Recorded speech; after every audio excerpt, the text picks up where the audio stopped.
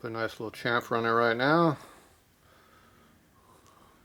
So good radius, so now it's cut back.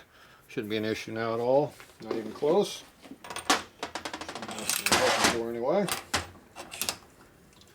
Okay, so now I can go ahead and press this into here. And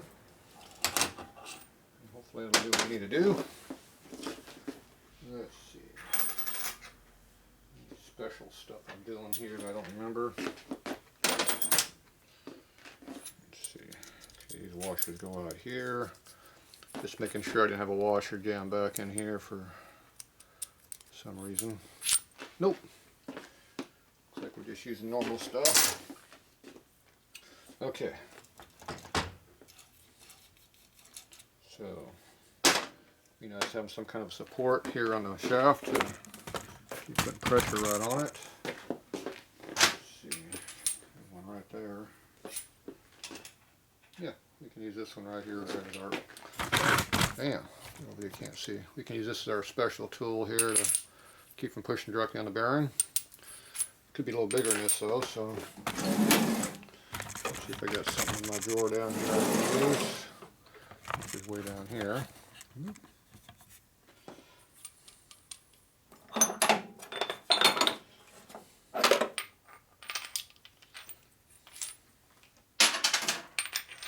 Yeah, there you go. Well, those will fit. As long as I'll clear the bearing, we're fine.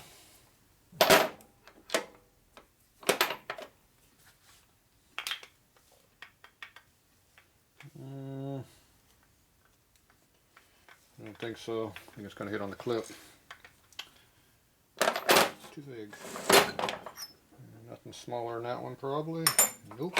That doesn't work. What else do we got? That's about all I see in here. I use bearing races and stuff like that, which are not here. Alright.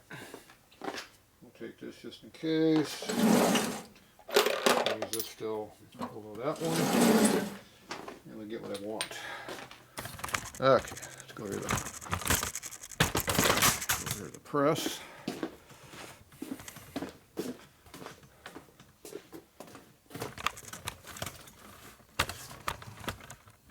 Alright.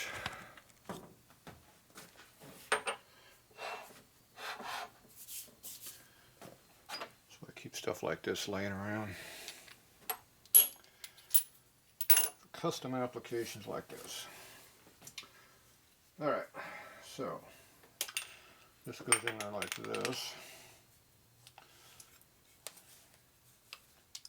Got a spacer here. Bigger spacer here. Gives me a nice flat spot there on the blocks.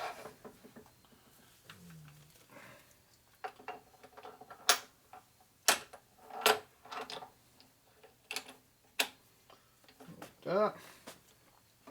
Use something soft on that so you don't break it.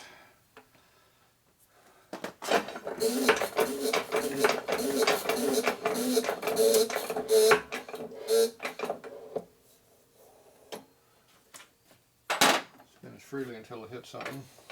Nice and free, see? Got clearance in it like we want to. Perfect.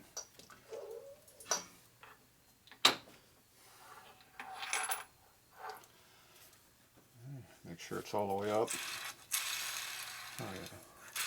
Spins freely now. It wasn't doing that before. So that bearing race was definitely stuck in there. One thing I didn't like about it wasn't free turning. I like my bearings to turn freely. Kind of an important thing. Okay, let's see if this we don't need anymore. I figure I'm going to make this camera work over here. Get it where you can actually see what I'm working on, but not be in my way. A little bit of altitude might help. Alright. Yeah, that should work pretty good. I like that. Nice and free.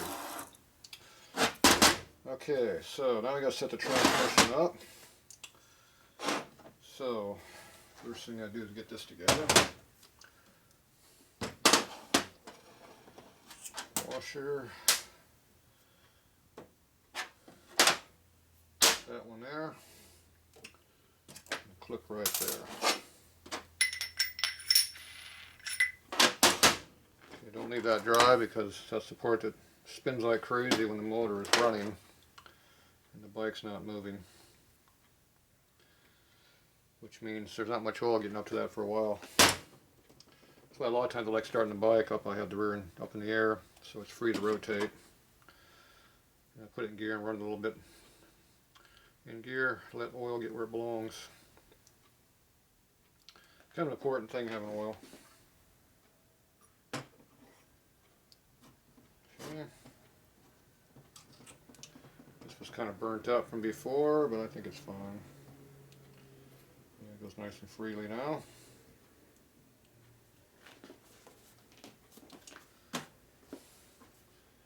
Okay, I got our clip. Sharp side down, looks like they're all sharp. Yeah.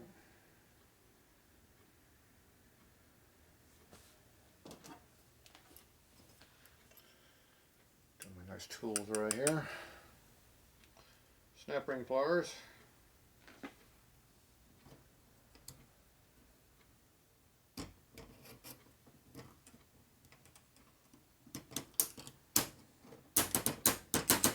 Make sure it's all in the clip. You want to hear a pop.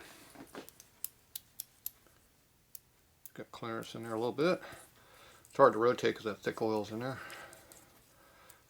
That's good. It's assembly lube.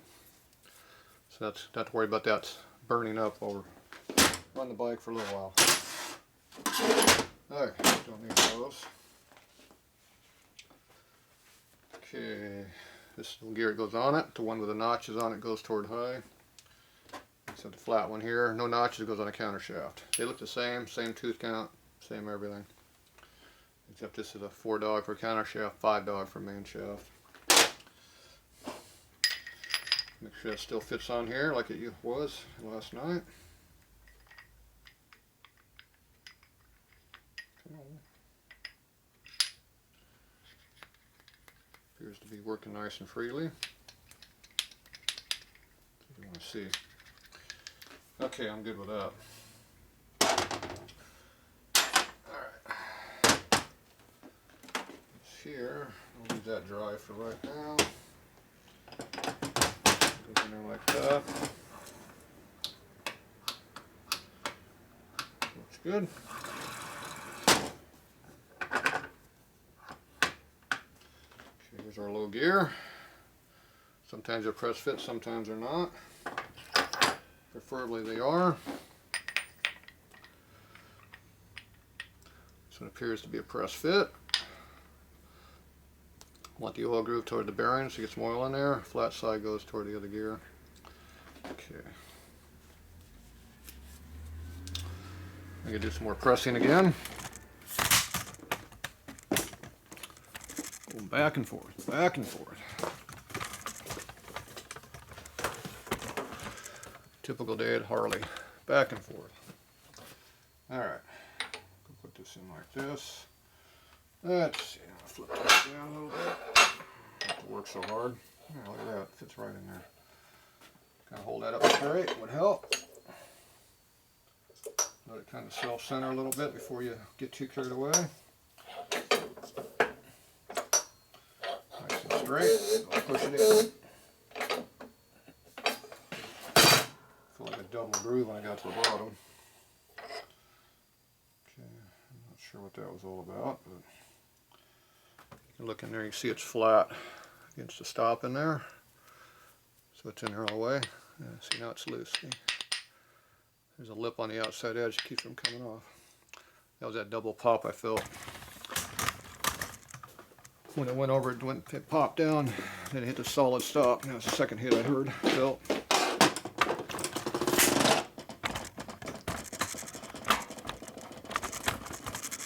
Alright, back over here again. Okay, main shaft is ready to go together. Counter shaft's gonna do a little more work. Shut up.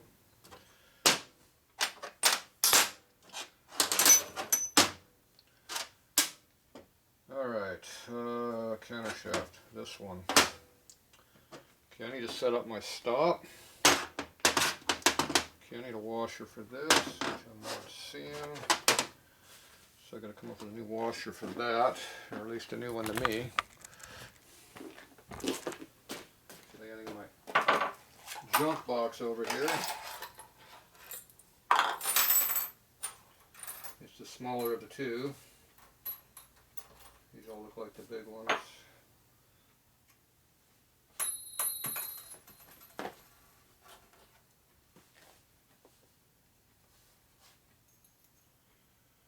Nope. Too big. These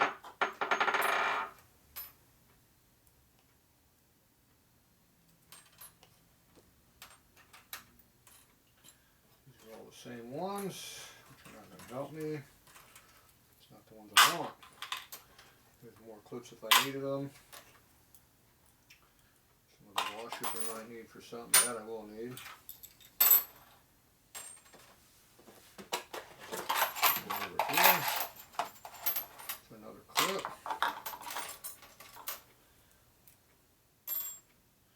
Another washer, another clip. Another clip, another washer. Okay.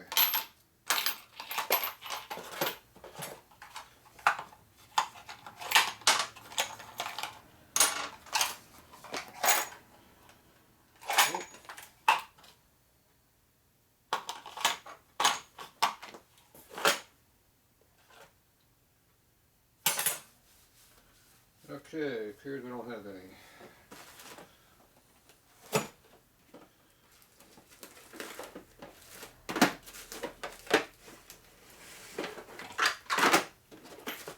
We'll look in our shop tray here. See if we find what we need. Hope there's one in all of these.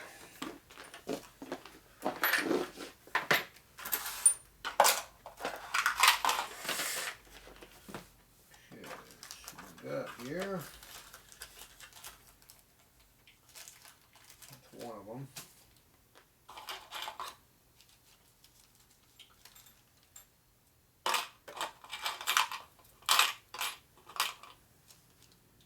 Looks like the big one. I don't need.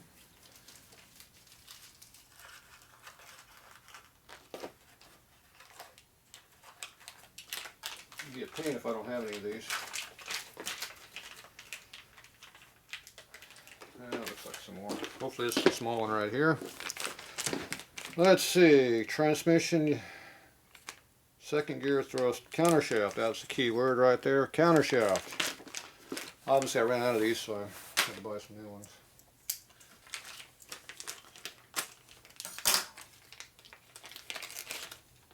So these come from Bender Overcycle, which is a good company. I like their product. That's their part number right there, not Harley's. Harley number's right down here if you can read it. So if the light lets you do that, then they make good stuff. Eastern does too, but these, I like this company better.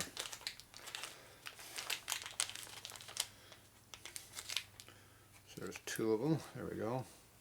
So that's a small one, hopefully.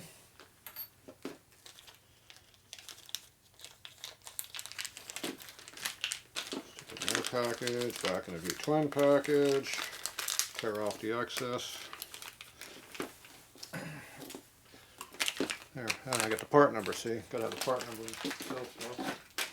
number. That includes me too, because I gotta write down what I use on my bike also. Okay, now if we're lucky, this goes on the end of that. Oh, look at it, fits in there. It's almost like it's made for a counter shaft. Amazing how that works. So this goes inside of here, like that.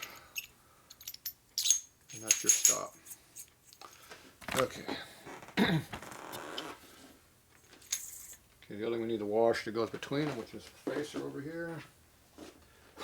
And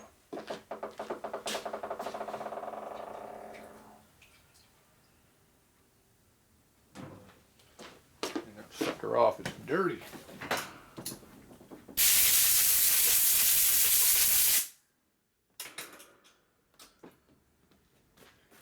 Alright. So the race bike, they don't use this one. They use a real thin one. It's only about that thick, and they had a snap ring that held it.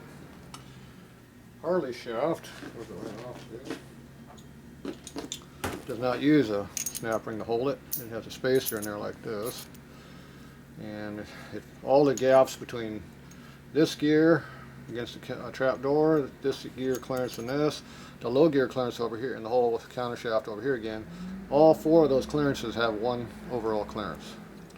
And Harley says like 3 to 5 thou or something ridiculously low. That's for all your surfaces. That's nowhere near enough. So you want to have make sure you got some clearance in there so all these parts have room to get oil in them and move around freely. So something Harley does not want you to do. Have free running parts. Okay, this gear here, the lip goes toward the trap door. The oil sight goes toward this gear, and hopefully it's a press fit. Probably not, but maybe. Appears to be tight for now. So we're going to go ahead and give that a press down.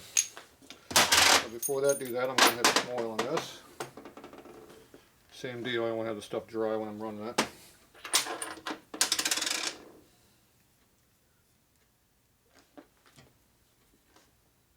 This has a nice deep oil groove in here. Got a real deep groove in there, so plenty of room to hold some oil in there. Plus it's all on splines anyway, so let's go. Let's get it on the floor. Wipe the oil off your fingers helps. Blow off your parts after you drop them.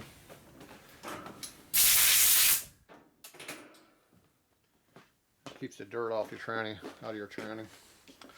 We don't like dirt in my tranny. Okay, so now I go press on this a little bit. Back over to the press.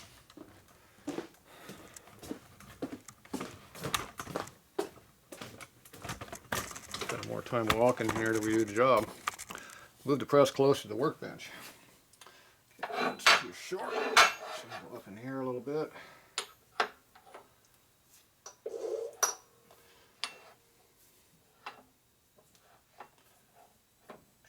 Flat spot.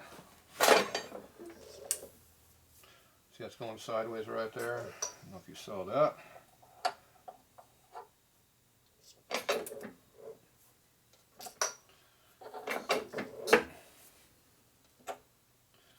Sure it's going straight. Okay, this one you don't want to go all the way down. You want to have some clearance in here, a little bit.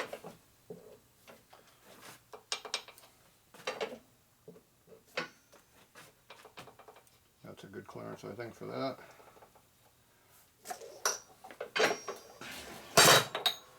So for now, this has a press fit. It might change down the road. But we have clearance in there. There's not a lot in there, but there's some in there. You can put a feeler gauge in there, actually see what that is. It's not a lot, but it's got some.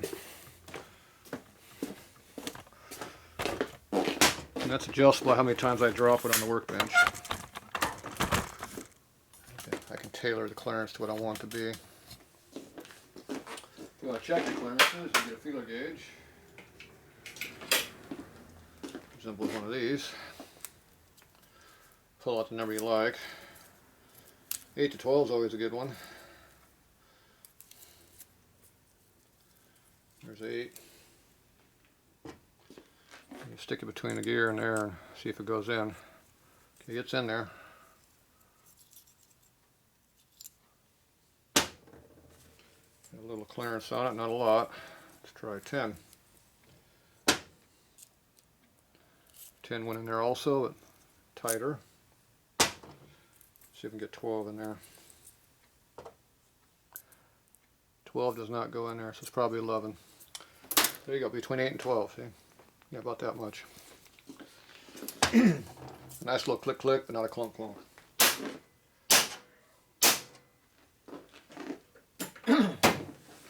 Alright. If you don't drop it, it should keep that clearance in there all the time, hopefully. Okay, this gear goes on top of this one. So dogs go toward there. So they go up like that. appears to be nice and free, unlike the other shaft. We got a problem. Okay, then our low gear goes in here, and we got to check our clearances in here. So remember the stack height, we had a 50 thou clearance in here. We have none right now, see? It's in dog. So we got to put a spacer in there and move it up to get our 50 in there at least total. That's what we're using on the other side. It's 50, so 50 is a good number. Okay, so right now I'm dropping about 20, so I need at least a 40 on the in here. The problem is, well, 50 plus 20 drop is a 70. So they make the washers in what are they, 60, 75, 85, and 100? I think of the numbers. So, we'll pick one we like. So here's a couple of used ones here. Should be the right one. We got they fit and everything. So let's see what my assortment here I have of used ones. 75, 101. That's the thickest one. That's the second thickest one. Okay.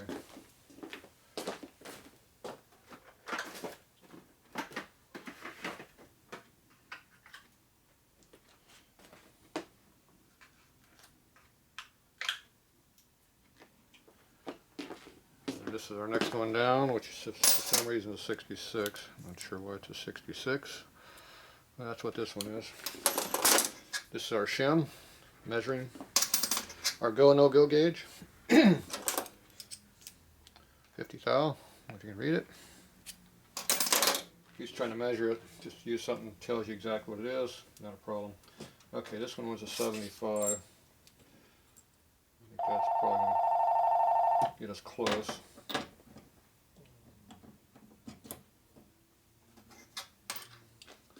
Okay, then we take our go and no go gauge and put it in there. It's not enough. See how it's dropping? Take that one out. Let's try our 100. Make sure you're on a thick spot. Our no go no gauge went in. Got a little bit of clearance on that. So it looks like I got about 8 more on that. We can check that real easy.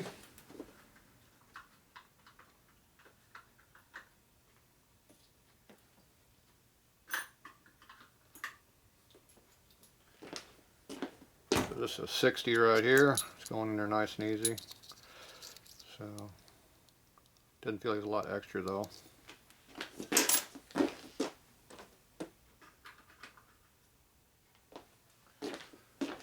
$65. Oops, 65 went in there too. Close. Appears somebody wants me on the phone. Be back.